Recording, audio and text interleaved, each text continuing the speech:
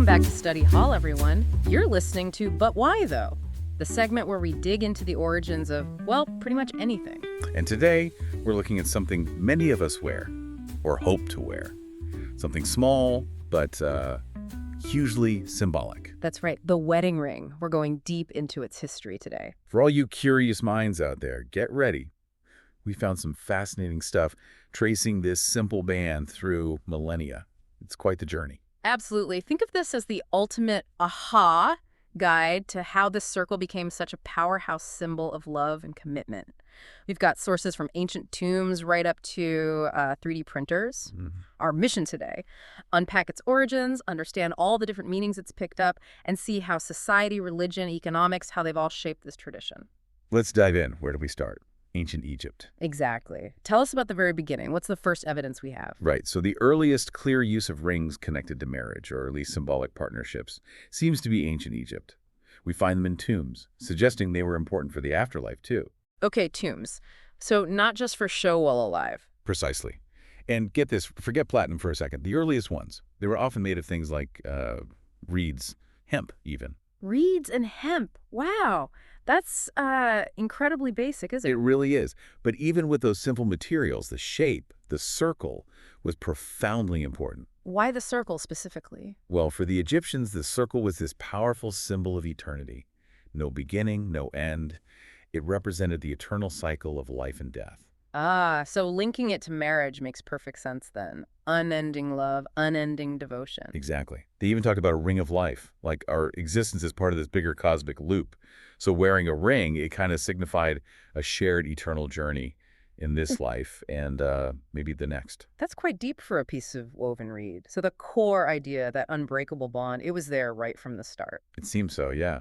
This desire to physically represent something lasting forever. Did they have specific ways they wore them? I feel like I've heard something about a specific finger. You have. They typically wore it on the fourth finger of the left hand. Okay. They believed in something called the vena amoris. The what now? The vena amoris, the vein of love. They thought, incorrectly of course, that a vein ran directly from that finger straight to the heart. Huh. So a direct line to the heart, even if the anatomy was a bit off. That's quite romantic, actually. It really is. It shows that connection between the symbol and the heart, the seat of emotion, was important even then. So from reeds to romance, did the material stay that simple? No, they definitely evolved. As you'd expect, people wanted something more durable to represent that permanence they were after. Makes sense. Reeds probably didn't last long. Not at all.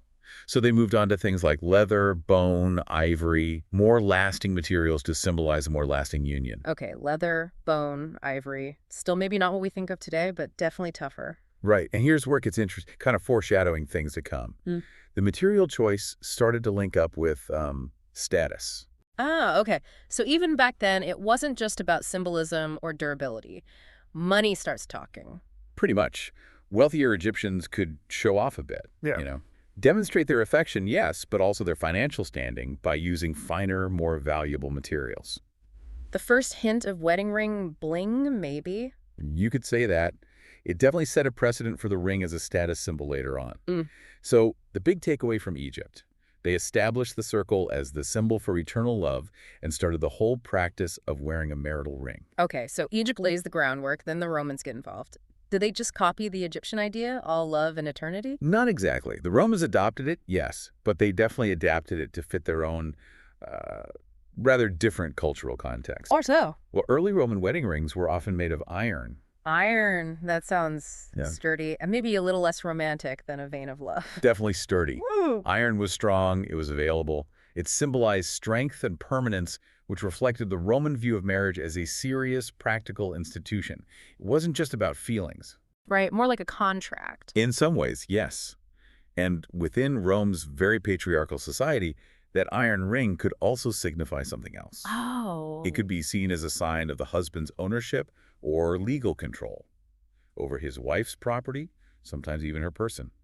Marriage was often about merging family power and wealth. Wow. Okay, that's a stark difference from the Egyptian focus on eternal love, a symbol of control. It could be interpreted that way, yeah. Yeah. It really shows how the same symbol can take on vastly different meanings depending on the cultural context. It's a bit sobering, like you said. It really is. But wait, wasn't there another Roman ring type? Something a bit more mutual, something with hands. Ah, yes, good point. Yeah. Later on, you see the emergence of the feed ring. You're right. Yeah, feed like fidelity. These rings depicted two hands clasped together. It symbolized faith, trust, mutual cooperation. Okay, that sounds a bit more like partnership. It does. It suggests a shift, maybe, towards recognizing the more mutual aspects of marriage, even within that patriarchal structure. So the Romans added layers: practicality, legal weight, maybe even ownership, but also, eventually, this idea of mutual fidelity. Quite a complex picture then, a bit of push and pulls and symbolism. Okay, let's jump forward. Medieval and Renaissance Europe, the church is becoming a major force. How does that change things for the wedding ring? Massively. The church gained huge influence over marriage law, exchanging rings. That became pretty much required, often done right in front of a priest. So it gets formalized religiously and legally. Exactly. The ring became a sort of binding public declaration, physical proof of mutual consent. And that was crucial for things like inheritance, dowries, establishing legitimate heirs. Right, proving the marriage was official. In England, for instance, canon law basically said the marriage happened with the spoken vows per verba de presenti, sealed with a ring. So the ring is the seal on the deal, legally speaking. What about the whole feudal system, knights and nobles? Did economics keep playing a part? Oh, absolutely, especially among the nobility. Marriage was often a strategic alliance, right? Joining powerful families, consolidating land and wealth. Makes sense. So exchanging valuable rings, maybe with family crests or impressive gems, was part of that. It physically represented the agreement, the economic weight of the union. So practicality and strategy still very much in play. Did the ring stay simple? The early church apparently liked simplicity? Initially, maybe. But later on, especially with the rise of courtly love, chivalry, and just general economic prosperity among the upper classes, you start seeing much more intricate designs becoming popular, showing off that prosperity. Right. And what about adding personal touches, Right. inscriptions and things? Yes, that becomes a big thing in this era. Rings engraved with religious phrases or romantic verses in Latin or the local language. Like what? Any examples? Oh, classics like Amor vincit omnia, love conquers all. Or maybe Por tu jamais, for all time, a real blend of religious piety and personal devotion. That's lovely. And this is when gemstones really start making an appearance, isn't it? Definitely. Gemstones become much more common, and they often carry their own symbolism, sometimes religious. Such as? Well, sapphires might represent heaven, rubies for passion, emeralds maybe fertility. Mm. Diamonds started showing up too, but they were super rare and expensive, mostly for royalty or the extremely wealthy at first. Were they just pretty, or was there more to it? There was often more. Medieval folklore sometimes gave gems mystical qualities, and as trade routes opened up, these stones became, well, slightly more accessible, at least for the elite. A lavish ring wasn't just about the marriage bond anymore. It was a clear signal of affluence and social standing. So medieval and Renaissance rings get tangled up with religion, law, status, and increasingly elaborate designs. It's a lot. It really is. Faith, law, social norms, money, they all leave their fingerprints on the ring during this time. Now, we've been very Eurocentric so far. Is the wedding ring the central symbol everywhere? What about other parts of the world? That's a great question. And the short answer is no, not really. The concept of a marital symbol exists widely, but the ring itself, its history and importance vary hugely. Okay, give us an example. Let's take the Middle East. Ring wearing is common, definitely part of a general appreciation for jewelry. Rings can signify faith, status, family lineage, not just marriage. They're often part of the dowry, too. Interesting. Any unique ring traditions there? Yes. You sometimes find puzzle rings, these intricate interlocking bands that have to be assembled just right, symbolizing perhaps the complexity and unity of marriage. Puzzle rings. I think I've seen those. They look tricky. They are. And in areas with strong Islamic traditions, while there's no strict religious rule about wedding rings, many people have adopted the custom culturally. Practices differ. Which hand, for example, in rings might feature beautiful Quranic inscriptions or calligraphy. Integrating faith visually? Yeah. What about Asia, Japan, or India? Right, so in places like Japan and India, the wedding ring wasn't historically the main event, like in the West. In Japan, its popularity really surged after World War II and the Meiji Restoration, partly due to Western influence in marketing. You see white weddings and rings, but often alongside traditional ceremonies like Sankudo, the sake-sharing ritual. So a blend of traditions. And India. In India, the primary symbol of marriage for many women is traditionally the Mangalsutra, that sacred necklace. Rings, especially engagement rings, are becoming more popular, particularly in cities, but they often complement other crucial symbols like henna, the bindi, sindoor. So the ring is more of an addition, not the core symbol for many. Exactly. The key takeaway globally is diversity. While the ideas out there, the history, the meaning, how rings fit in, it's really different everywhere, shaped by local religions and customs. Fascinating. Okay, let's bring it to the modern day. Things are always changing. How have wedding rings evolved recently? Oh, quite dramatically in some ways. Modern rings really showcase personalization, ethical concerns, and technology. Let's start with materials. Still just gold. Not at all. We've No. got a much wider range now. White gold, platinum were already popular, but now titanium, palladium, tungsten, chosen for durability, different looks. Rose gold's had a big comeback too. And ethics seem like a much bigger deal now, right? A huge deal. The whole issue of blood diamonds, the environmental damage from mining people are much more aware. So what's the alternative?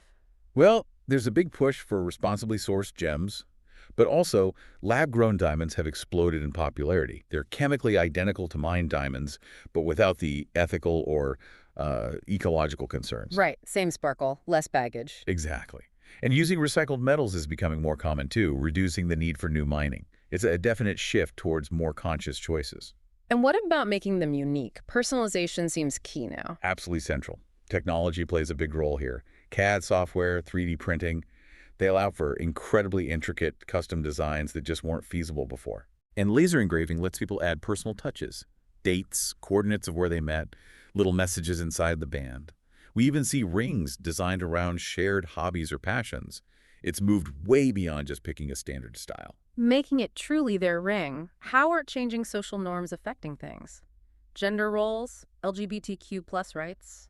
That's reflected too. More couples go for matching bands or styles that aren't traditionally masculine or feminine. For many LGBTQ plus couples, the rings strongly symbolize equality and mutual respect within their union. Are there critiques too? People pushing back against the tradition? Yes, definitely. Some find the tradition too commercialized, or they're uncomfortable with those historical links to patriarchy we talked about. So you see some couples opting for ring-free ceremonies or choosing completely different tokens of commitment. Tattoos, maybe, or other kinds of jewelry. So lots of change. Materials, ethics, tech, personalization, reflecting evolving values. Precisely. And global influences are mixing things up too, with design elements borrowed from different cultures. It's a dynamic picture. Okay, let's pull a couple of threads together. We've mentioned economics throughout.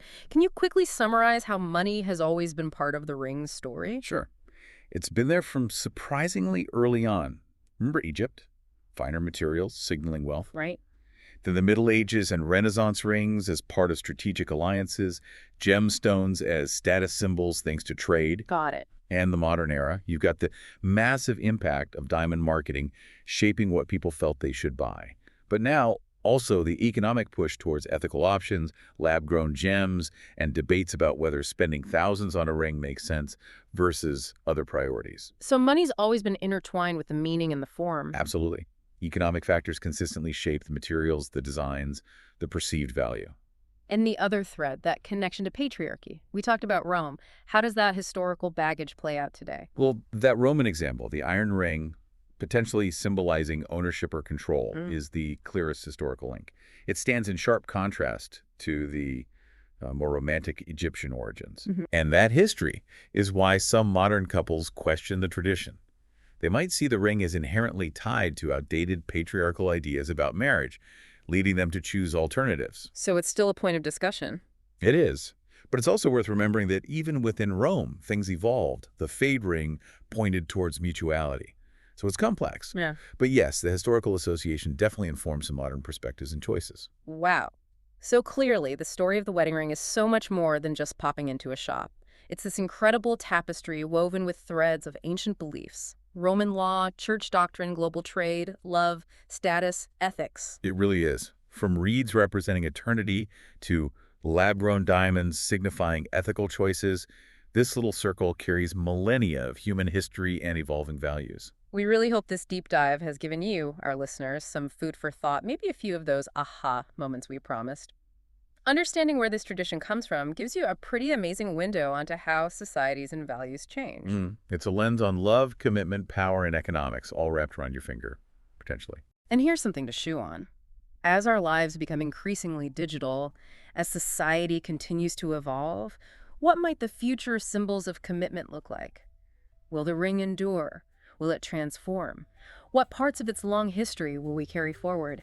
And what new meanings will emerge? Maybe the story of the wedding ring is still being written. Perhaps it is. Thanks for joining us on this journey through time on Study Halls, but why though?